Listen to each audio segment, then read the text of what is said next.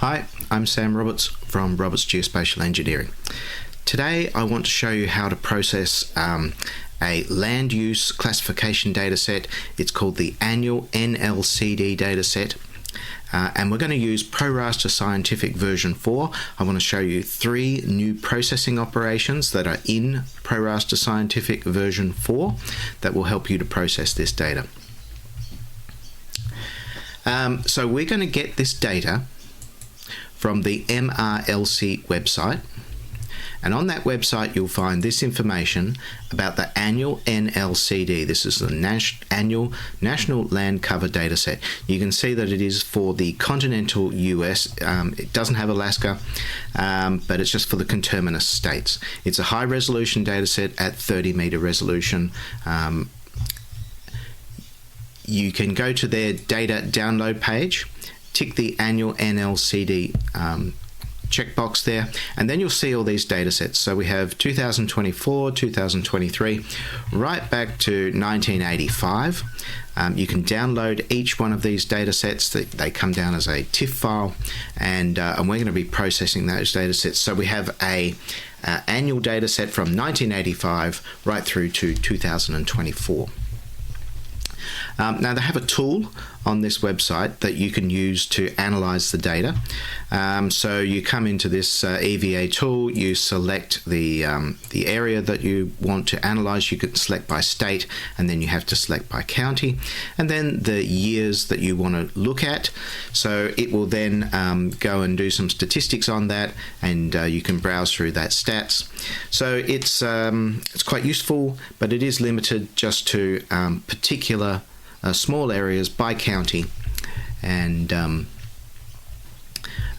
for 2 particular years. So we're going to dive deeper into the data. We're going to look at the entire data set, and to do that we're going to use ProRaster Scientific.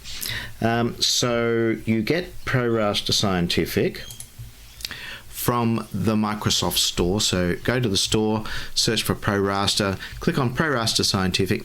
You can download a free trial for 7 days with no obligation, and at the end of 7 days you can either purchase the software or uninstall it. So you get that from the Windows Store. Now, on my website, robertsgeospatial.com.au, you'll find a resources section with articles. There's an article in there called Change Matrix Analysis of the USA National Land Cover. So in that article, you'll find a PDF that you can download of the article. You'll also find some resources. So this contains some of the files that we'll be working with today. So you can download that stuff. Also, you'll find on the documents page the ProRaster user guide. So here's the PDF for the article. Get that handy. Here is the ProRaster user guide. You will need this. If you've downloaded it before, download it again. I update this user guide every time I update the software, and so it's constantly changing. So you'll need to go back and download it again and again. So let's get straight into it. If you download one of these data sets, it will come down as a TIFF file, and you'll get some additional XML files that come with it. Now, if I drag and drop that TIFF file into ProRaster, this is what you'll get. It displays... Sorry, let me get rid of that. It displays as an image, just like the one that we just saw on the website. And so what this TIFF file is it's an image. It uses a color palette, so it stores zero-based integer indexes into that color palette, and the indexes of the color match the class numbers in that classification table.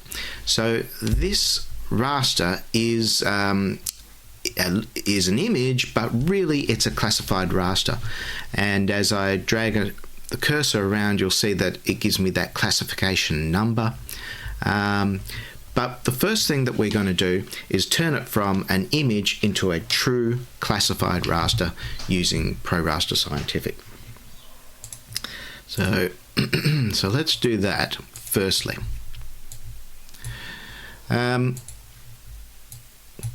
So go to the raster processing menu and select classify raster. So we're going to bring in the TIFF file as the source. There it is.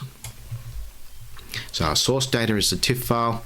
It's going to output a classified virtual raster file. You can change that name to whatever you want. Now you need to choose the data type of the index band. In this case we have like 17 classes, so an 8-bit unsigned integer is more than enough. We have a no data classification that's in class number 0, so if anything fails to classify, we'll dump it into no data by ticking this classify failure index. Now I'm going to define two things using CSV files. So we need to define our classification table that contains all of the information, any information at all, as much as you want about all of the different classes in your classification. So you need that table. And secondly, you need a map, which is going to map the original class numbers, which are in the TIFF file, to the class numbers in the table. Now the table is going to be a zero-based just 1, 2, 3, 4, 5, 6, 7 set of class indices. So we've got to create these two little files. Let's do that first. So if I come in here, resources. All right, so let's bring up a notepad.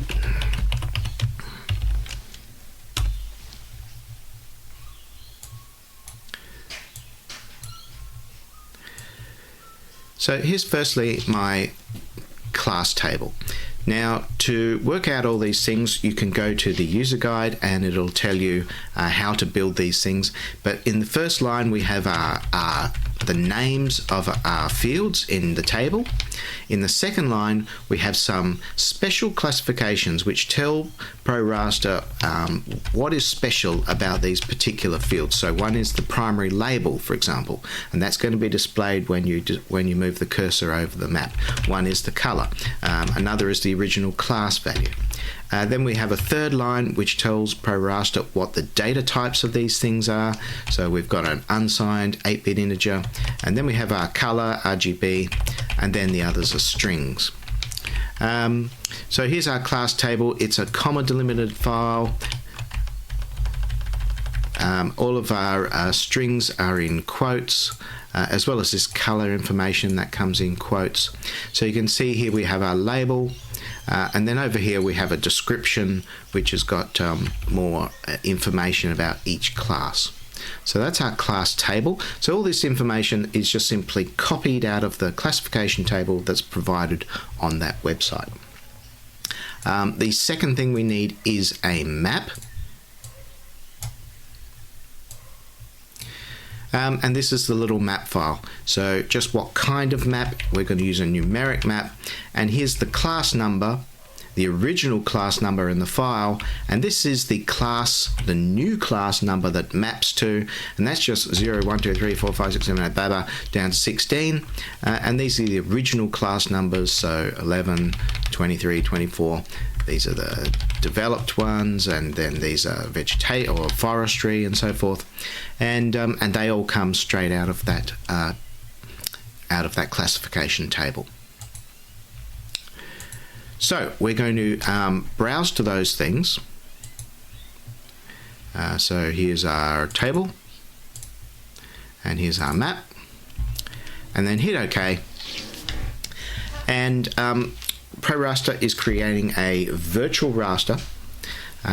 There's no processing involved when you create a virtual raster. It just creates a file on disk, an XML file, and then ProRaster processes that file in real time. So let me put that over there. So now as I move the cursor around, you can see that it's telling me what the class is. We have an actual classified raster, and as I move here you can see it can display this table in the main dialog and gives you all of the classes. Now this is our high resolution data set. This is 30 meter resolution, so as we zoom in you'll see more and more detail until you get right down to the street level and individual pixels.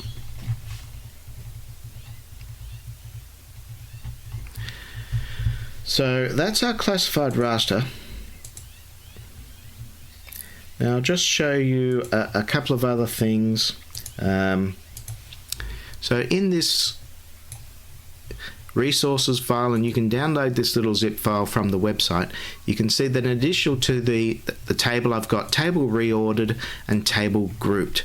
So the first thing, I decided to reorder the table from its original order, which is supplied by the USGS, into a different order, which you can do just by changing the map and shifting things up in the table. And I did that for the purpose of when we build our change matrix later on, I wanted the whole thing to grade from dense vegetation through to dense development, right through in a spectrum. So that's why I reordered that table, and we'll be using the reordered table from now on. The other thing that you can do is you can change the classification. So here I've got a grouped table. So I've got less classifications. And in my map for grouping, you can see that I'm mapping multiple original class values to a new class index. So for example, all of the forest classes have gone into one, all of the development classes, developed urban land, have gone into one. And that will give you a different output, a different view, and we can perhaps have a look at that. So if we go back into raster processing and do classify raster, choose that TIFF file. This time I'm going to choose the table that's grouped and the map that is grouped, that one. Oops. Oh, and I got it right. And so here's our tooltip, no tooltip. And so here's our grouped classification raster, and so we have so this yellow is agriculture, brown is sort of grasslands and barren land, green is forest, and if we zoom in, you'll start to see the developed areas and cities and so forth. And wetlands, blue is our wetlands. Plenty of so that's a way of reclassifying that classification scheme down into a smaller number of classes.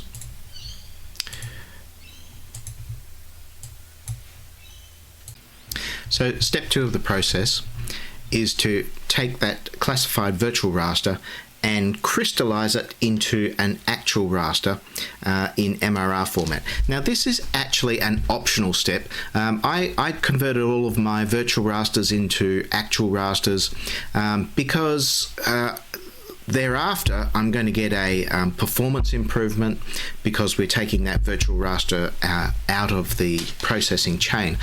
But there is a very good reason not to do it, and that is that you can change your classification simply by changing those two, the table and map files that go into the classification operation.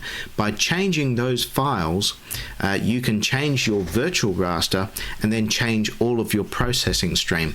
So that gives you a way to redo all your processing with different classifications. If you crystallize your data to an MRR, then you're not able to do that. But anyway, that's what I did. So in the raster processing menu, select Export Raster, and then browse to the classified virtual raster that you've just created. And it's going to output by default to an MRR format raster. Now I didn't do anything special, I just used normal compression, but in the advanced settings option there is one option here to include some raster metadata, and in the data that's shipped with the TIFF file, you'll see this XML file. Here it is. It's got lots of information in it about the processing. It's got the class table and everything else. And you can just simply bundle that into the MRR, and it's there for all time, and can be referenced at any time. So you just browse to that XML file, include it in there, and then later when you look at the MRR through statistics viewers and so forth, you'll be able to see that information. Then hit OK to start exporting. Now when you do that, it'll create an MRR file like this. So here's my NLCD 1985. Drag and drop that in, and here's our good old data set as a classified raster. So you need to go through this process 40 times. From 1985 right through to 2024. So at the end of the day, you will get 40 virtual rasters, which are classified rasters. If you do that export step, you'll have 40 MRRs as classified rasters. And our next step is to turn those 40 rasters into one raster that has a temporal dimension. So now I'm going to use one of the new processing operations, and it's called the raster time sequence, and this is in version 4 of ProRaster Scientific. So this allows you to take a bunch of rasters and put them into a virtual raster which has a temporal dimension. So each raster is going to represent the data at a different time event. So we've created our 40 classified rasters. So let's now browse to them. I'm going to choose the MRRs. So I'm just going to select some of them. So select your 40 virtual rasters or MRRs, depending on whether you exported, and they'll come up in this list, and they'll be unordered, because at the moment the system doesn't know what time they represent. And so you've got a time here and then the file itself. So if I click on 1985, the 1985 file, and then hit the time button, I can then go and change the time to what I want it to be. So I'll use the 1st of July 1985 at midnight. And then when I do that, the time here changes and the list reorders. So I'll do 1986 on the 1st of July, midnight. And you can see that 85 and 86 are now in order. Now you need to continue to do that for all 40 files. Check your work, make sure you've got it all right, and then specify the output file name that you want to write to. So for example, this one, NLCD 1985 through to 2024. It's a virtual raster, and then hit OK. Now when you do that, it'll create a virtual raster that will open up. So let's so we had, if we can find one of these ones, that's not it. Come on, brain.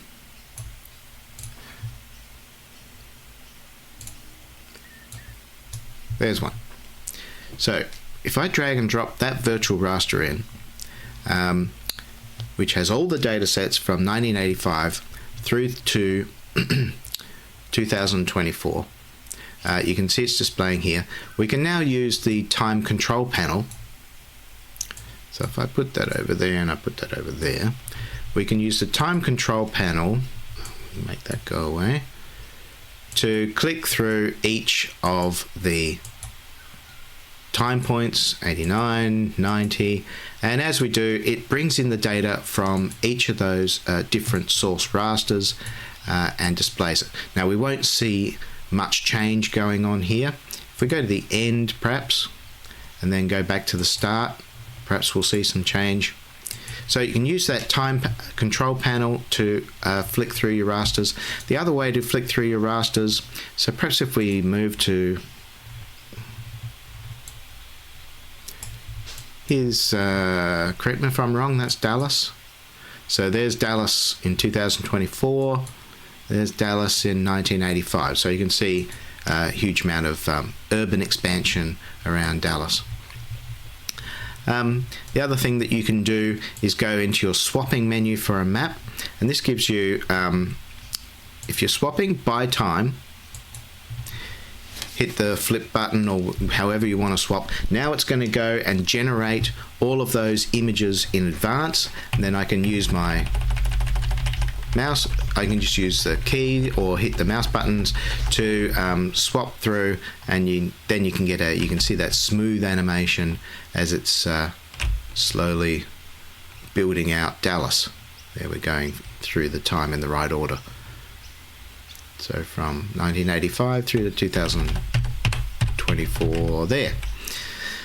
Okay, so there's those two options that you can use to control the time, and that actually comes through here into this time range in the component page, and you can see all your times in there, and you can change these things manually. So we now have a raster that's got a temporal dimension, and it has 40 time events from 1985 through to 2024. We can visualize those rasters. We can see that it's changing. So step 3 in our processing, we're going to use another new processing operation that's in version 4 of ProRaster Scientific. So I'm going to use the time differential operation. So given a raster that has a temporal dimension, this operation will compute the difference between values in the same bands between different time events. So come in here and select the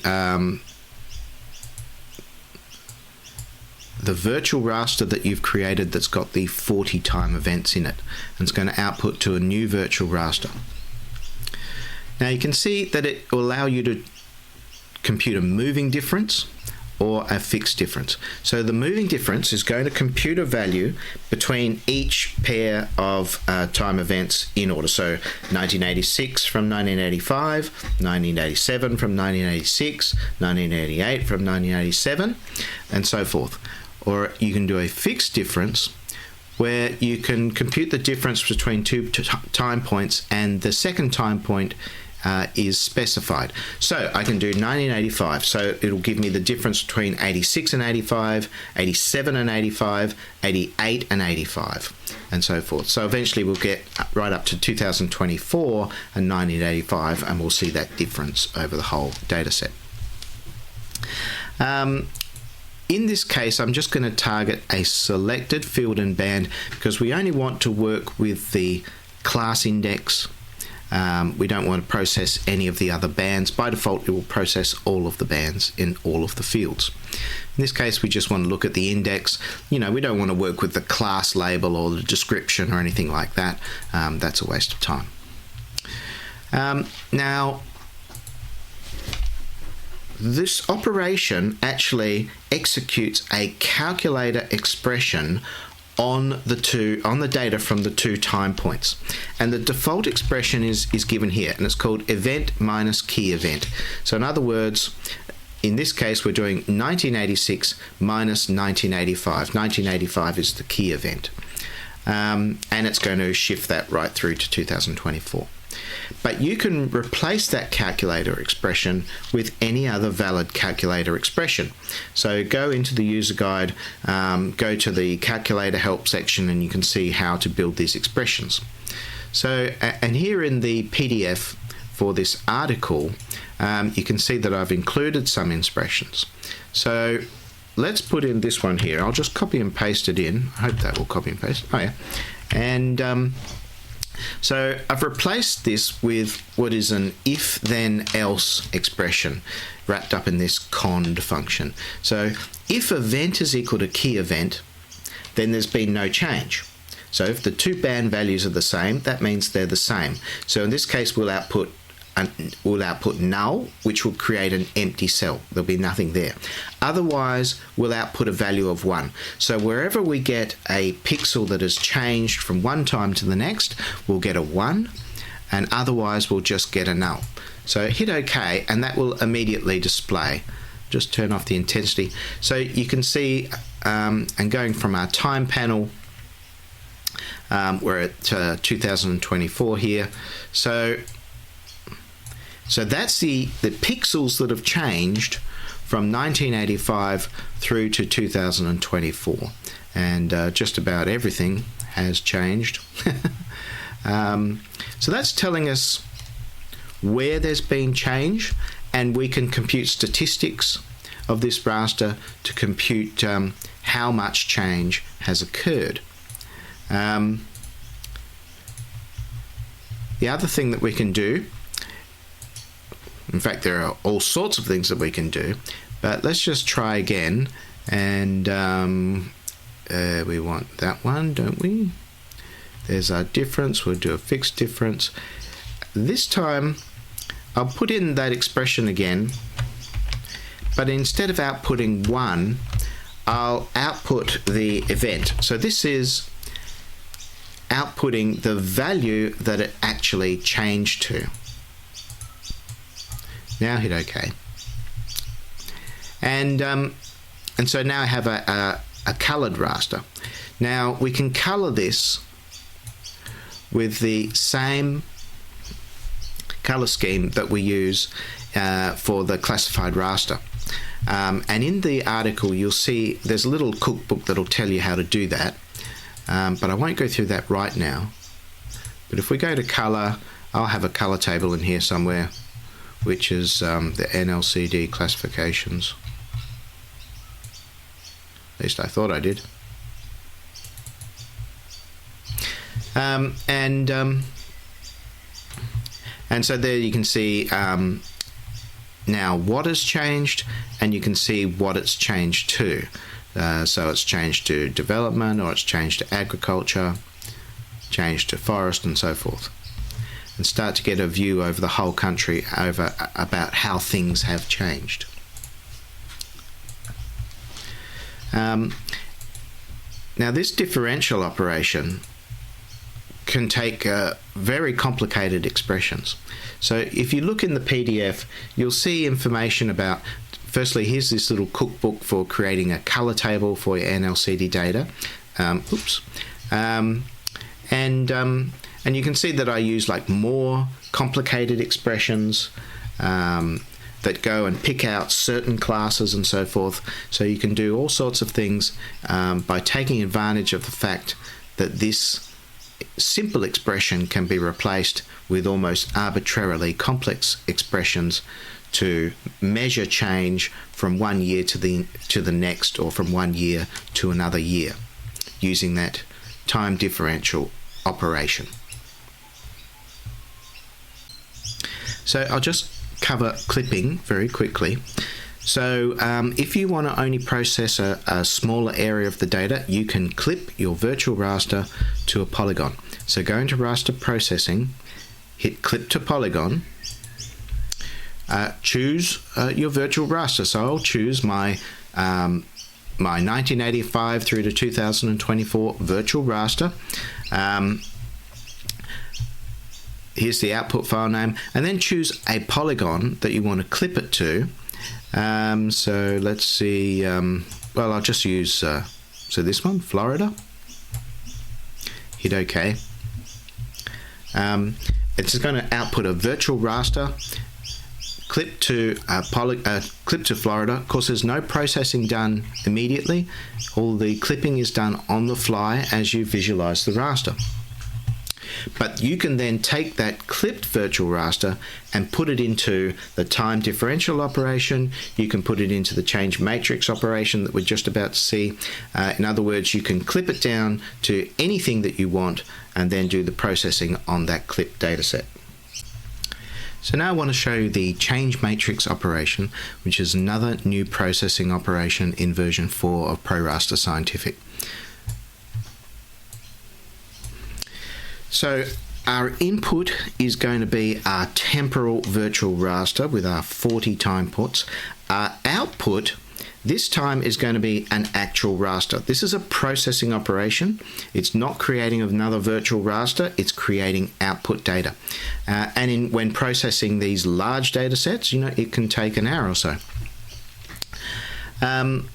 So what it's going to do is it's going to look at the changes from one year to the next, or between 1 year and all the other years, and it's going to track what each pixel changed from, so from and to.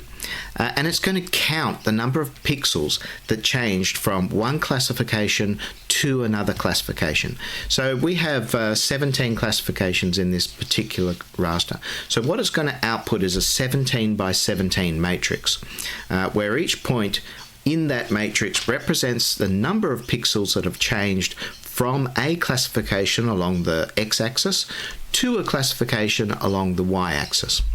And it's going to do that for all of the time points. So you're going to get a temporal raster out of this, and it's going to record the time points for each year. So the input will be our virtual raster with our 40 temporal time points. The output will be an MRR. Now, in this case, we're going to bin the data by class, because we have a classification table, so we don't need to bin any of the values to figure out, what the classes are from and to. They already exist. And we're going to choose the field and band for the index. Now, just like the time differential operation, you can do a moving change or a fixed change. Moving is going to compute from 1 year to the next year. Fixed is going to compute from a specified year to every other year. So we can compute from 1985 to every other year. And then you hit OK, and that's going to go away and do the processing. Might take an hour or so to process the entire data set. Or if you clip it down to some smaller area, then it won't take very long. Now the result will be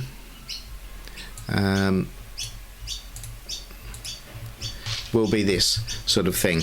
So here's our matrix. So you can see we have these big blue areas down here.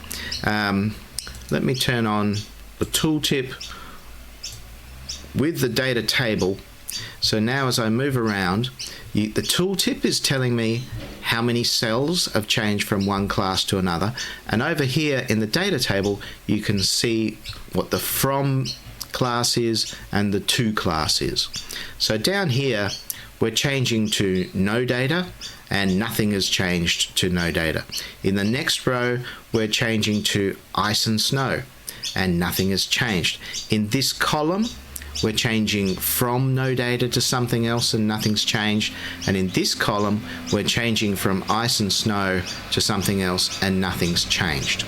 So you get these sort of blank areas down here where we're not seeing any data. And then you can see there's this line going up through, diagonally through, and all these ones are 0. These are where you've got no change because you're going from class A to class A. So that's not registered at all, it's not counted, and so it comes out as 0, and so you get this blue diagonal line through the center.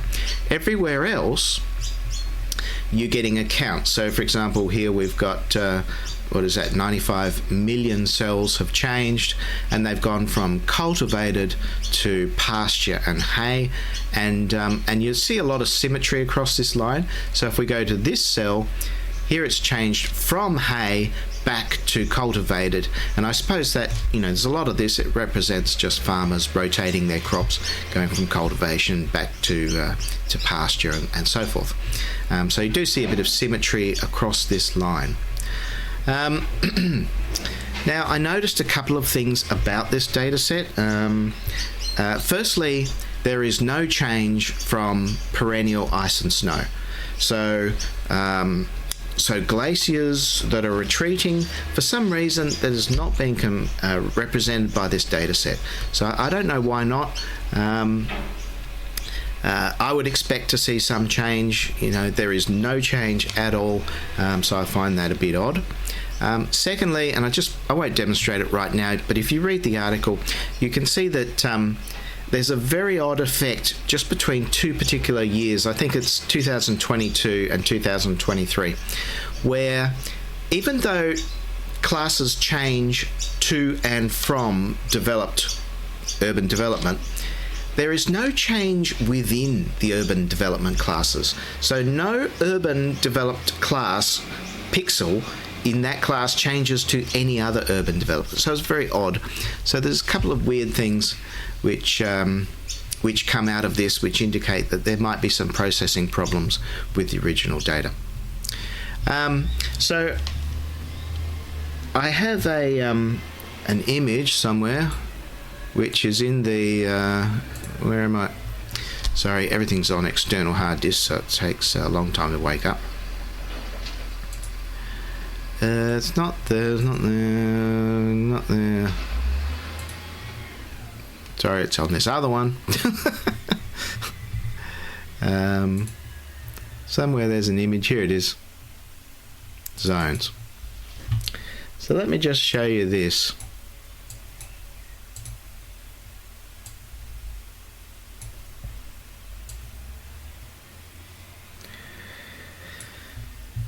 So here's our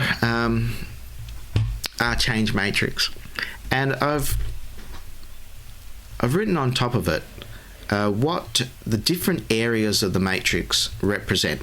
So down here in this left corner, and in this case I'm using the classes that I've reordered so that they go from forest through grasslands, through to agriculture, through to developed land.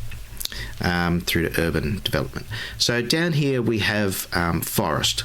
So we've got classes here that are changing to and from different types of forest, where we have greening in this direction and browning in this direction.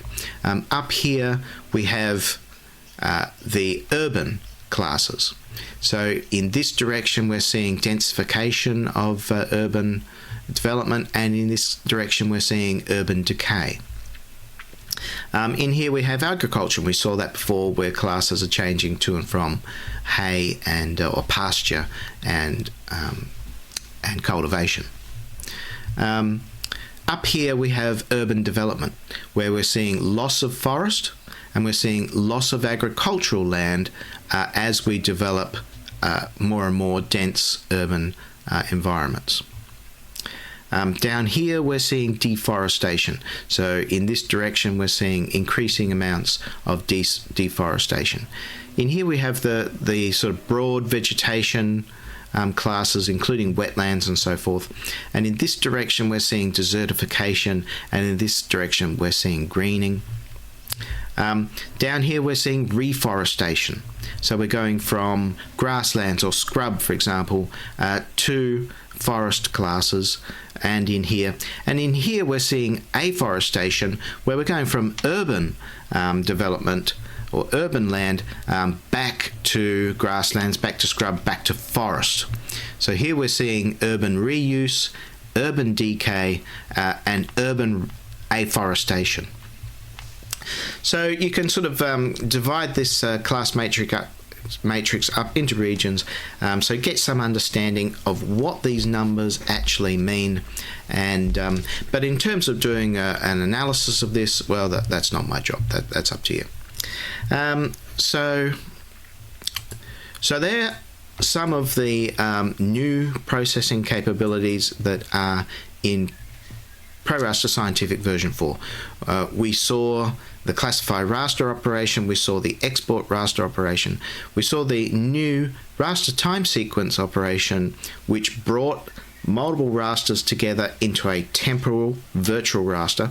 We saw the time differential operation, which then was able to compute the difference between different time events in that virtual raster using arbitrarily complicated calculator style functions. And then we saw the change matrix processing operation, which then goes through those virtual rasters and comes up with a matrix of changes that count the number of cells that change from one class to another at every time point. Now I should point out that in addition to this raster that is output by the change matrix operation, you also get a bunch of CSV files which you can take into a spreadsheet, and that has all the data in it. in different orders. So you get each temporal plane, but then you get the data transposed so that you can follow time threads through those planes, and it's all written out in CSV files, and you can take that all into your spreadsheet and do your graphing and your analysis and so forth. So that's the annual national land cover dataset for the USA, processed using ProRaster Scientific version 4.0.7, which is now available in the Microsoft Store. So go to the store, get your free trial, and try doing some processing. It's complicated, but it can be rewarding, and you can really delve into this data and find out many things about the United States and land use cover change over the last 40 years. Thanks for watching.